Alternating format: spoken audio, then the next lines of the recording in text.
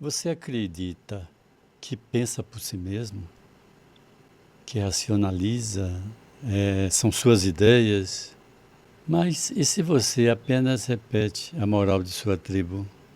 Vivemos no século XXI, com essa alta tecnologia, inteligência artificial, muitas redes sociais, e paradoxalmente nunca estivemos tão divididos. É direita contra esquerda, religião contra a ciência. Talvez pensemos que isso é um acidente histórico. Mas e se for algo mais profundo? Algo que está assentado nas profundidades da mente humana? Aquela humanidade primitiva que conhecemos por meio do inconsciente coletivo.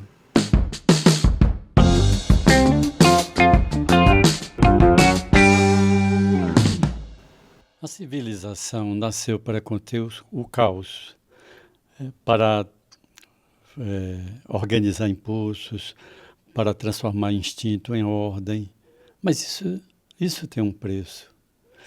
Quanto mais a civilização se complexifica, mais distante o homem fica das forças que o habitam. Jung percebeu isso cedo.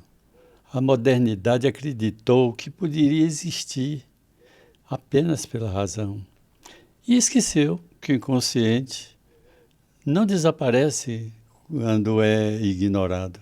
Hoje nossas vidas são produtos desse inconsciente que organiza o que existe da nossa experiência de vida. Nunca fomos tão informados, nunca tivemos tantos meios de comunicação e tanta dificuldade para conversar.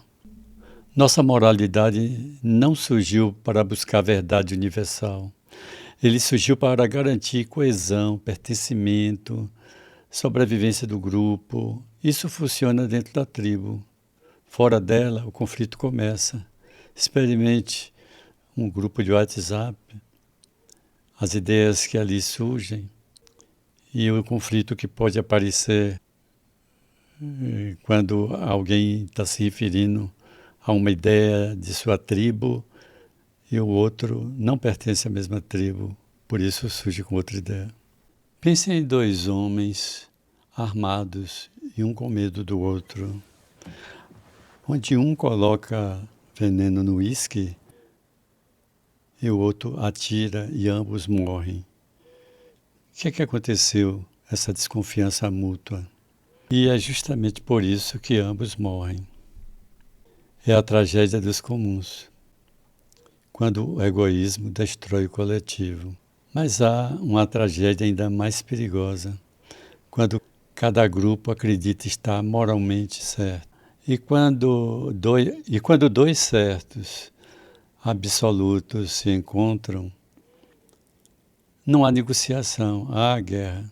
Não é ignorância, é convicção moral. Green mostra em seu livro que pensamos de duas maneiras: modo automático, rápido, emocional, e aquele modo mais reflexivo, lento, deliberado. Ele cita uma experiência que propuseram a um grupo de voluntários lembrar de um número com 7 dígitos. E aqueles que lembravam não prestaram atenção a procurar um lanche mais saudável para a vida. Então se alimentaram com doces, chocolates, etc. Enquanto que aqueles que não memorizaram os 7 números e que tiveram assim atentos a uma reflexão, então esses se alimentaram com frutas, alimentos saudáveis.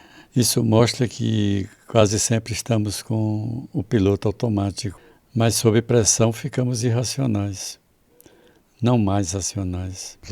No Texas caiu uma criança que ficou presa num poço e a solidariedade humana arrecadou milhões que daria para alimentar muitas crianças sem alimento para sobreviver em condições de pura miséria.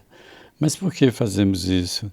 Porque aquele que caiu no poço fica em destaque como algo próximo, e aqueles outros todos que sabemos por todos os meios de comunicação, estão distantes, então não são lembrados. Então a empatia é seletiva, ela precisa de rosto, ela precisa de proximidade, ela precisa da história. Nossa moral não é universal, ela é parcial.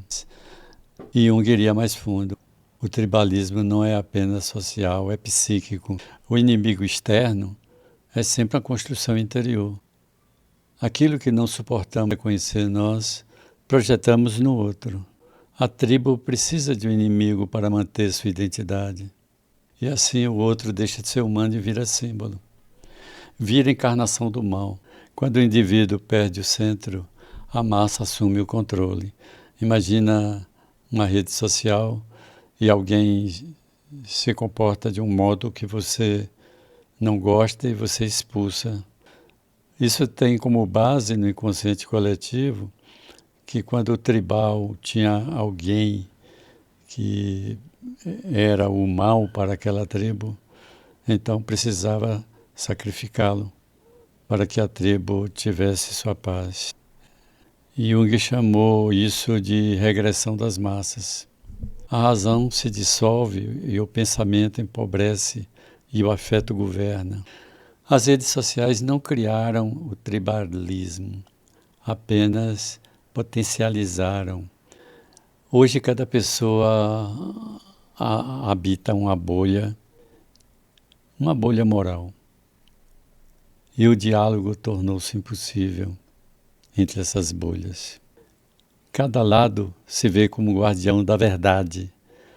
E a verdade de uma tribo é exatamente o que a outra tribo não aceita, não admite. Curiosamente, todos estão convencidos que são racionais. A razão virou instrumento da tribo, não seu freio. Durante muito tempo, discordávamos dos valores, mas partilhávamos algo em comum, a verdade, a realidade. Mas isso também se rompeu. O que é mesmo realidade que você está vendo? O que é falso, o que é verdadeiro? Não vivemos apenas em bolhas morais, vivemos em bolhas epistemológicas.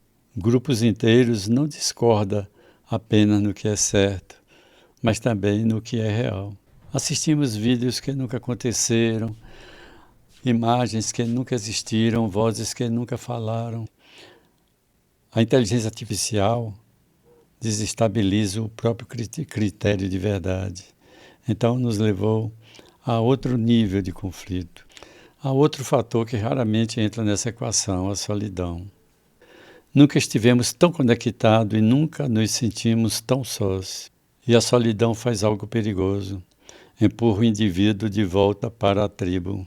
A tribo oferece identidade, pertencimento e sentido. Mesmo que o preço seja a perda da complexidade, surgem então novos vínculos não humanos, companheiros artificiais, diálogos sem atrito, relações sem alteridade real. Eles nunca discordam de você, nunca mostram sua sombra, mas também nunca produzem amadurecimento. Nem Green nem Jung acreditam em soluções coletivas simples. A transição civilizatória exige um trabalho interior que Jung chamou de individuação. A individuação é retirar as projeções, reconhecer sua própria sombra, sua própria realidade, suportar a ambiguidade dentro de si. Aquele que se individua não precisa de inimigos. O maior risco de nosso tempo não é tecnológico, é psicológico. É a regressão coletiva, a mentalidade tribal com armas modernas. A questão do nosso tempo não é política, é psicológica. Ou amadurecemos interiormente, ou repetimos com nova tecnologia os mesmos colapsos. A verdadeira pergunta não é quem está certo, mas se ainda somos capazes de viver, sem transformar o outro no inimigo simbólico. Porque quando a realidade se fragmenta, a civilização entra em transição. E toda civilização em transição depende o que cada indivíduo faz com sua própria sombra. Continuaremos explorando esses assuntos da alma humana e da nossa civilização. Obrigado por estar aqui.